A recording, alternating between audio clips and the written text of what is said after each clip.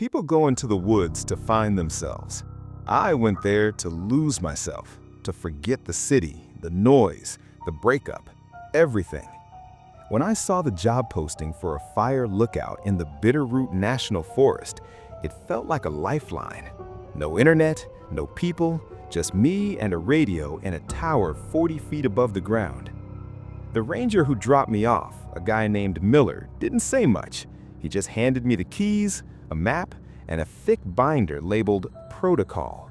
Before he got back in his truck, he looked at me, really looked at me, and said, "Keep the door locked at night, kid. And if you hear your name called out from the tree line, don't answer. It's just the wind playing tricks." I laughed it off. I thought he was trying to scare the city boy.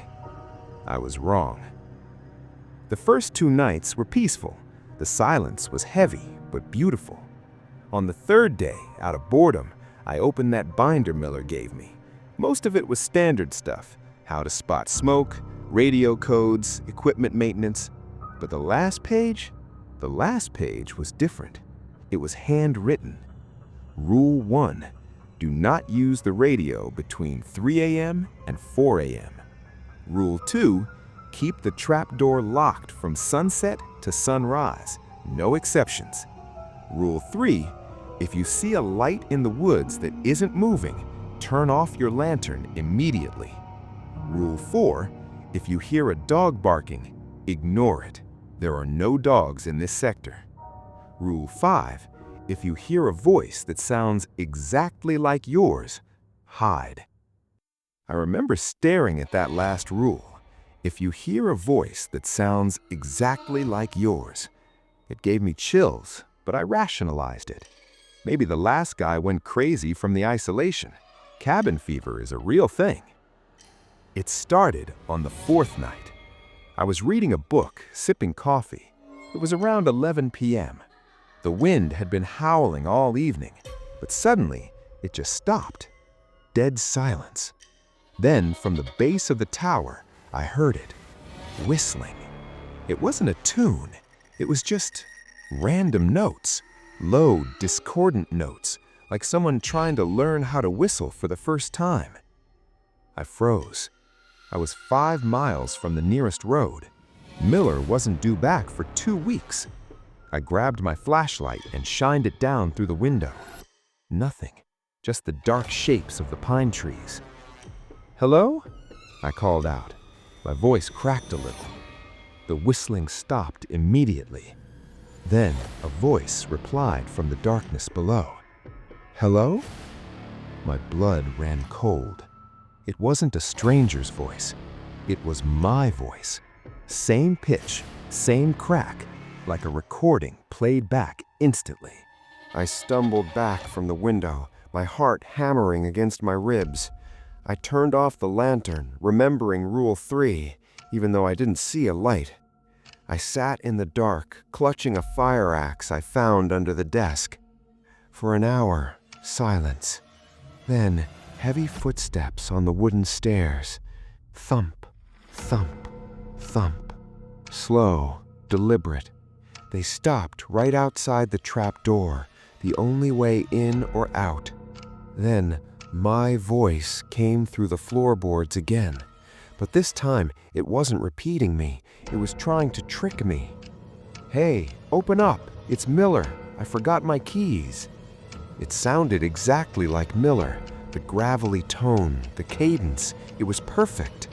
But I looked at my watch. 3:15 a.m. Rule 1, do not use the radio. Maybe that applied to answering anyone at this hour too. "Miller?" I whispered. "Yeah, kid, open up. It's cold out here," the voice said. I almost reached for the lock. It was so convincing. But then the voice glitched. "It's cold out here, here," like a skipping CD. And then a low, guttural growl that vibrated the floorboards. That wasn't Miller. That wasn't human. I scrambled into the corner, as far from the trap door as possible. The thing outside dropped the act. It started slamming its body against the door. The wood groaned. The lock held, but barely. It started screaming, but it wasn't just screaming, it was cycling through voices. First, it was Miller screaming in pain. Then it was my mom calling my name. Then it was my voice laughing hysterically. I covered my ears, squeezing my eyes shut. "Go away! Go away!" I shouted. Suddenly, silence. I waited. 5 minutes. 10. I heard the footsteps go back down the stairs. Thump, thump, thump. I didn't move until sunrise. When the sun came up, I finally worked up the courage to open the trap door. There were scratches on the wood, deep ones, like claws. But the worst part wasn't the scratches. I packed my bag in 5 minutes. I didn't care about the pay. I radioed Miller to come get me, but the radio was dead. The wires had been chewed through.